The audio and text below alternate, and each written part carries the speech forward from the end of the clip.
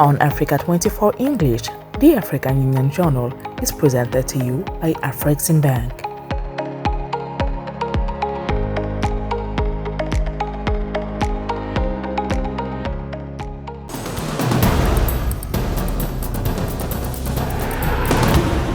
Welcome and thank you for joining us on another edition of the African Union Journal, your weekly rendezvous on news around the African Union. Unconstitutional changes of government continue to hamper economic growth and development in Africa.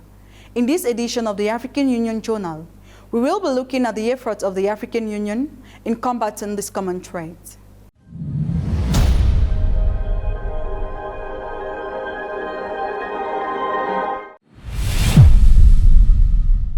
Good governance remains crucial in preventing unconstitutional changes of government in Africa, according to the African Union.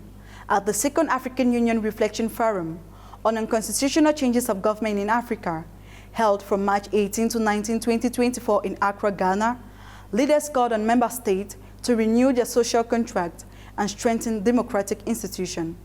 Details of this report with Mildred Yamo. The African Union continues to advocate good governance as a means of preventing unconstitutional changes of government in Africa and faces governance challenges, which causes the persistence of power grabs. Leaders advocate dialogue and the consolidation of democratic governance. The situation has worsened. As we gather here, 6 member states of the Union have been suspended for the same reasons. Our people simply want to enjoy the true dividends of democracy. The one thing that is critical and for which we need our multilateral institutions to make significant investments is relationship building. The AU and our regional bodies must invest in developing our national institutions and empowering citizens with the requisite knowledge to demand compliance and accountability from their government. Africa has experienced 9 military coups. The African Union is working to control the root causes of this scourge in order to effectively prevent its reappearance. At the Second African Union Reflection Forum on Unconstitutional Changes of Government in Africa, held from March 18 to 19, 2024 in Accra, Ghana, leaders called on member states to renew their social contracts and strengthen democratic institutions. Even if sub-regional communities like ECOWAS have lifted sanctions imposed on West African countries following the recent coups, they maintain a policy of zero tolerance towards unconstitutional changes of government. Unconstitutional change of government is not only limited to coup d'etats. It encompasses any maneuver geared towards the manipulation of constitutional norms and instrumentalization of the judiciary and legislature. The resurgence of coup d'etat is perceived largely to be attributable to concerns around lack of inclusivity and accountability in governance and decision-making processes. The recent coup d'etats in some of our member states are a clear indication that we must renew our social contract, strengthen our democratic institutions, and refocus on delivery-oriented governance. Taking into account the legitimate expectations of citizens and the fight against constitutional revision are some recommendations put forward by experts to put an end to coups in Africa. While women and youth are most affected by this scourge, experts emphasize the need to prioritize greater involvement of these segments of the population in decision-making. What African youth harbor is not just a mere dissatisfaction with the status quo. It is a hope for a different reality. Some of the recommendations include the development of national action plans on youth, peace, and security. It is essential to consider new approaches when partnering with Africa. In its strategy for lasting peace, security, and stability on the continent, the African Union reaffirms its commitment to upholding democratic principles and restoring constitutional governance in countries ruled by the military. The phenomenon of unconstitutional changes of government is recurrent on the African continent and generates serious threats to democracy and the rule of law. Since the adoption of its Constitutive Act in July 2000, the African Union has made the rejection of unconstitutional changes of government its goal. Details of this report with Nana Kamsu Kam. Unconstitutional changes of government are on the increase in West and Central Africa. These phenomena pose a serious threat to the stability of democratic institutions in African countries. In the medium and long term, they undermine the democratic construction process and the development objectives agreed in recent years. Unconstitutional changes of government in general and military coups in particular are real threats to international peace and security. They are also factors in tensions between states and regional powers with negative effects on the social fabric, on neighborly relations and on African unity. La baisse de la confiance des citoyens, aussi bien dans les élections comme mode de dévolution du pouvoir que dans les institutions démocratiques. The decline in public confidence, both in elections as a means of evolving power and in democratic institutions. Nobody's interested. They are still in power. One day they will leave, they say. Terrorism is the new arrival and violent extremism plus popular uprisings to re-establish the order of things, as we've seen recently in Africa.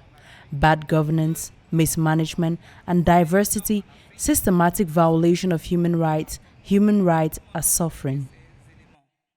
La mauvaise gouvernance, mauvaise gestion et la diversité, la violation systématique des droits humains.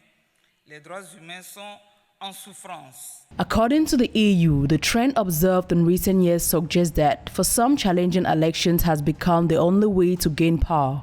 Indeed, most unconstitutional changes are rooted in non-consensual revision of the constitution. Constitutional revision by heads of states who have already served 2 terms become commonplace. Despite the advent of democracy and the rule of law, the military still regulates and interferes in the management of power. Democratic changeovers have become the exception. The unconstitutional changes are becoming the rule. The retreat of cooperation generally leads to the deterioration of investment and, above all, to the deprivation of populations from external aid and subsidies. The social repercussions of such a situation are certainly considerable. In particular, development projects in vital sectors such as agriculture, health, and education. The resurgence of unconstitutional changes of government is a major obstacle to democratization, good governance, peace, and security. The political stability on the African continent. In Mali, for example, the closure of several polling stations due to insecurity helped trigger the post-election crisis and the military coup of August 18, 2020. The same reasons were put forward in Burkina Faso to topple President Marc-Christian Kabore just a few months after his re-election for a second term. We must put in place processes that must not violate the Constitution. And we must even perfected means that manipulation of the Constitution must never be able to be done. In other words, on the continent, it is imperative that we build strong institutions, not strong men, as it is right now. The processes of democratization and democratic transitions in Africa must be made credible by the establishment of strong institutions that transcend political divisions. In response to this threat, the African Union, with the help of its regional economic groups, has implemented the zero-tolerance policy towards unconstitutional changes of government. Democratic overthrows and untimely coup d'etat have become commonplace in Africa. Between 2020 and 2023, 9 coup d'etats were recorded, 6 in West Africa. These unconstitutional changes of government undermine state efforts to establish stable democratic governance. There are still a number of issues to be resolved for genuine return of democracy in Africa. Edith Natasha gives us an insight of this development in this report. The democracy that used to be the system of governance by excellence in Africa is in decline. Over the past decade, the democratic management of government has diminished on the continent. Coup d'etat, internal war, and terrorism have taken over the identity of several countries, notably in West, East, and Central Africa. In view of the impact of unconstitutional changes of government, the African Union, supported by ECOWAS, is campaigning for the inclusion of political parties and the provision of financial resources to safeguard democracy in Africa. Strengthening national institutions requires a multi-pronged approach. One is engagement with strategic decision makers who are able to provide critical diagnosis of the challenges and prefer options for remedial or mitigatory actions. Two is support to capacity development, including where appropriate legal reforms, training, and in some instances, budgetary support to operational activities. The second point I make is a robust engagement with political parties. Political parties are the king and queen makers, yet they are often neglected and marginalized in the quest to strengthen democracy. Between 2020 and 2023, 9 military coups d'etat darkened African governance, notably in Mali, Guinea, Burkina Faso, Chad, Sudan, Niger, and Gabon.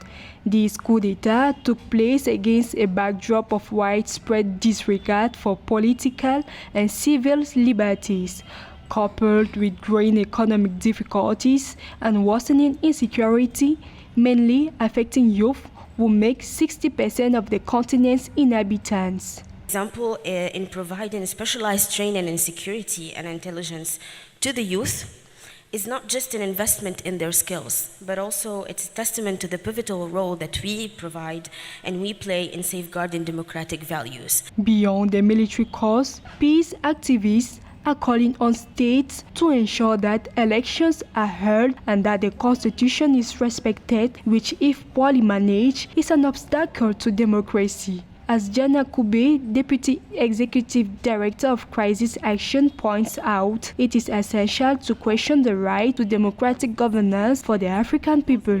For me, that, of course, points out the fact that it's not just the military or armed actors' actions that remove governments from power, but it's also, honestly, safeguarding constitutions from ruling elites. For Bankole Adeyi, Commissioner for Political Affairs, Peace and Security, Africa must unite to challenge the state of democratic regression, and to achieve this, it is necessary to include all stakeholders as the decline of democracy affects all social strata. And now return to our news in brief with Edith Natasha. The African Union Commission and TikTok joined forces to strengthen digital security. The Economic Community of Central African States celebrates 30 years of existence. The Southern African Development Community (SADC) reinforces its support to Namibia in the development of a national CBM strategy.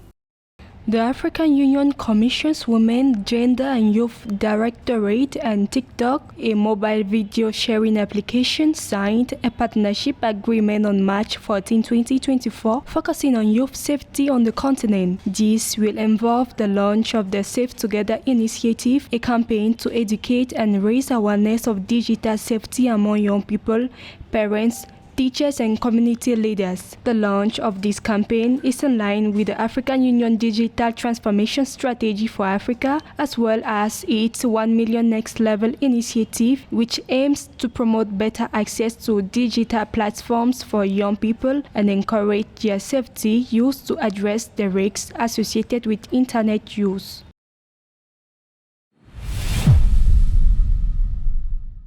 On March 16, 2024, the Economic Community of Central African States celebrated its 30th anniversary under the theme 30 Years of CEMAC Experience at the Service of Regional Integration, Assessment and Prospects.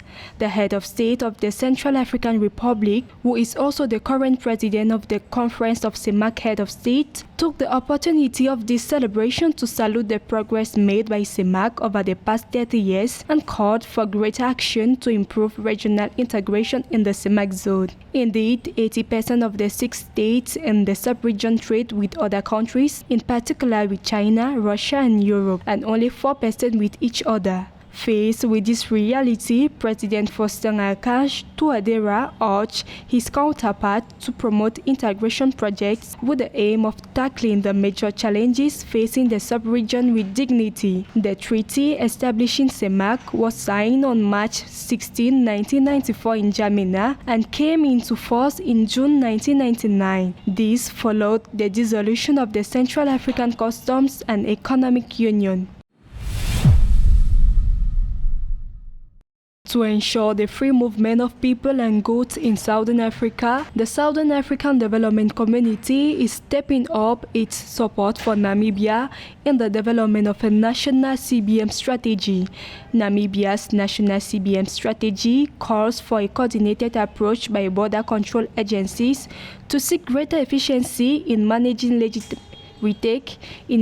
legitimate trade flows while satisfying compliance requirements and national security interests.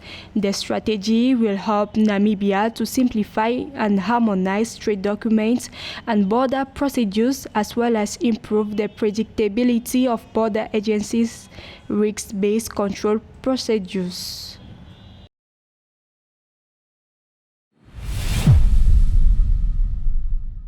And now we talk of one of Africa's key development, Diaspora Afro-descendants. Long seen as loss associated with brain drain, the African, diaspora, and Afro-descendants have proven to be a powerful vector for development in Africa.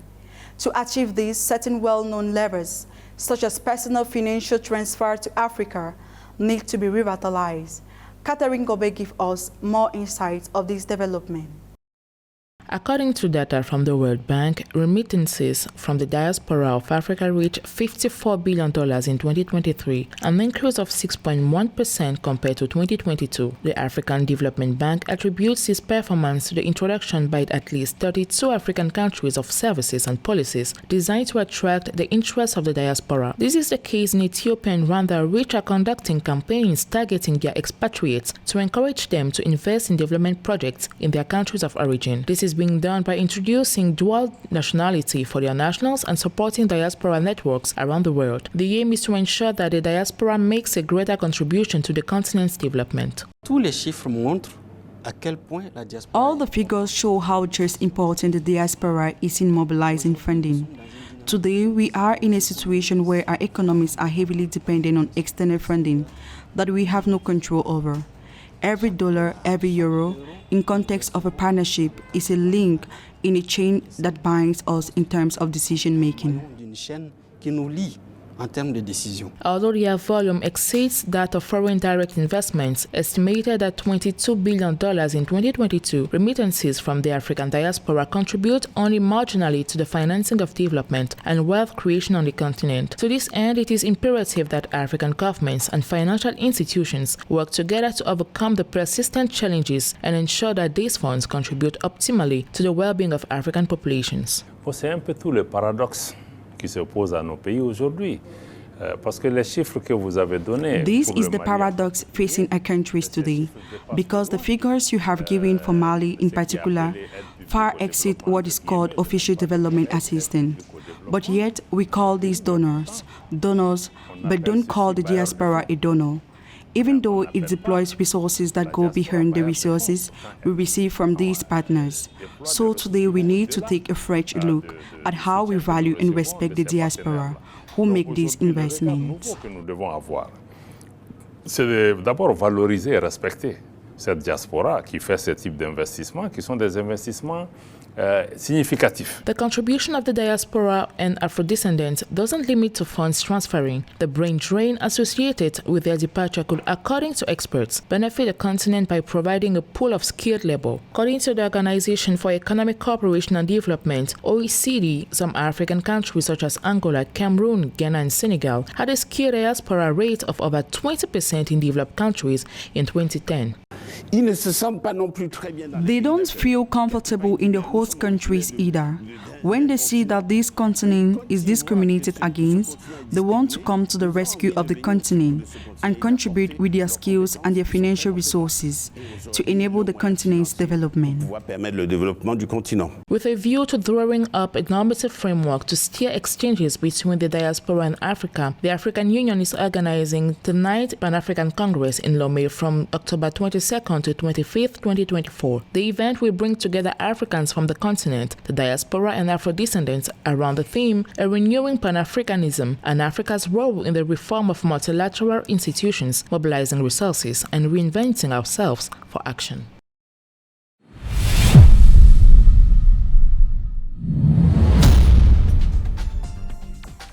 The 10th session of the African Regional Forum on Sustainable Development will be held in Addis Ababa, Ethiopia from the 23rd to the 25th of April 2024 under the theme Strengthening the 2030 Agenda for Sustainable Development and Agenda 2063 and Eradicating Poverty in Times of Multiple Crises, Effective Implementation of Sustainable, Resilient and Innovative Solutions. The forum will bring together policymakers and experts from ministries and agencies responsible for finance and economic development, social affairs, the environment and natural resource management, and many others. One of the objectives of this 10th session is to enhance learning and advocate effective policy measures and actions at national, regional, and global levels to advance the implementation of the SDGs and the goals of Agenda 2063. Tehran, the capital of Iran, will host the second Iran-Africa Business Summit from the 26th to the 29th of April 2024. Ministers of economy from more than 40 African countries will take part in this meeting. Since 1386, economic relations between Africa and Iran have deteriorated as a result of the economic crisis and international sanctions against Iran. In recent years, due to the lack of recovery of economic relations with Africa, the amount of trade with Africa has remained at the level of $1.2 billion. According to Mohammad Sadek Ghanazadeh, Director General of the Trade Promotion Organization of Iran, increased trade with Africa could generate $10 billion over the next 3 years. The 59th annual meeting of the Board of Governors of the African Development Bank and the 50th annual meeting of the Board of Governors of the African Development Fund will be held from the 27th to the 31st of May 2024 in Nairobi, Kenya, under the theme Africa's Transformation, the African Development Bank's Group and the Reform of the Global Financial Architecture. This event is a platform for reflection on the African Development Bank's group commitment to fulfilling its mission of developing the African continent and improving the living conditions of its people.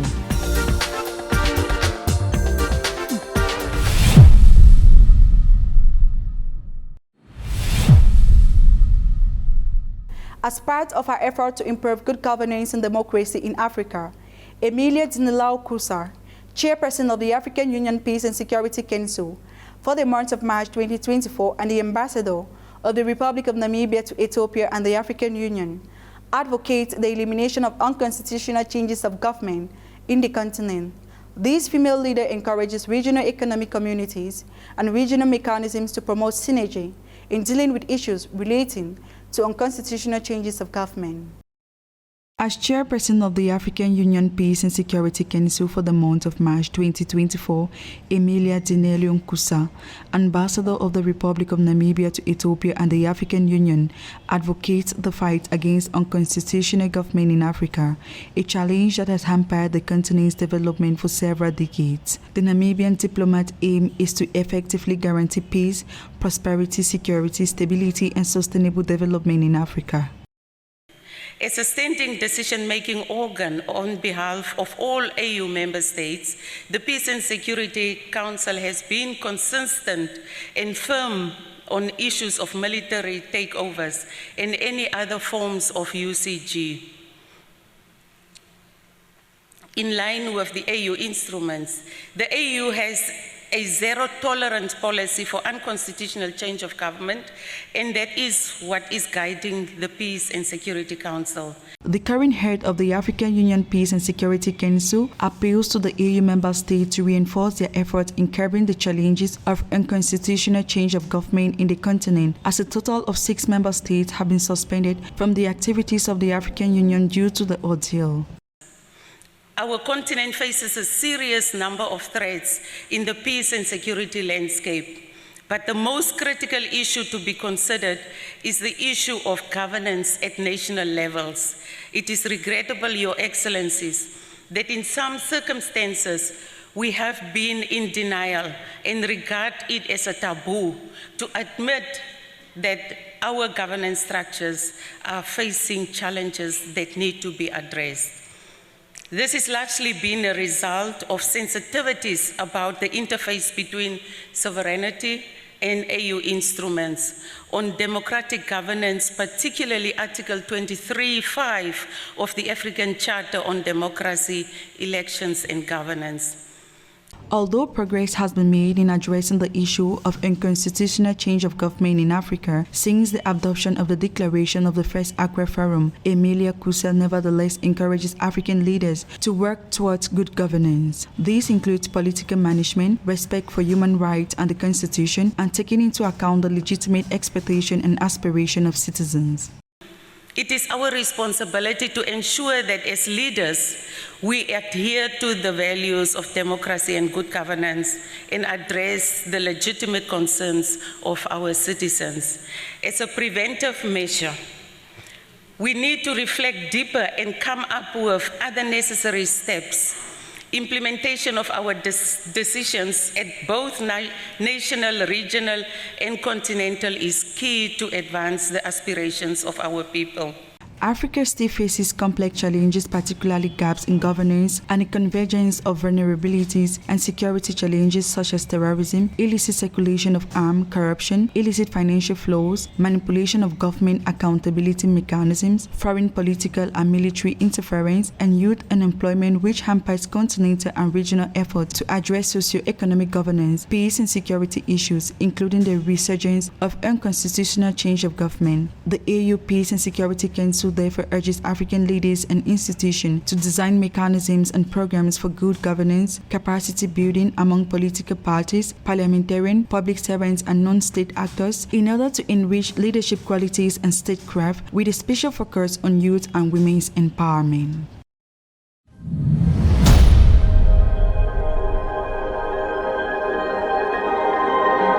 Ladies and gentlemen, thank you for being with us on this edition of the African Union Journal.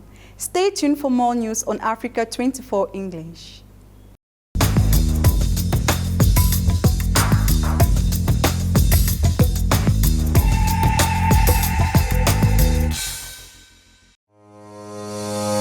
On Africa 24 English, the African Union Journal is presented to you by Afro-descendants.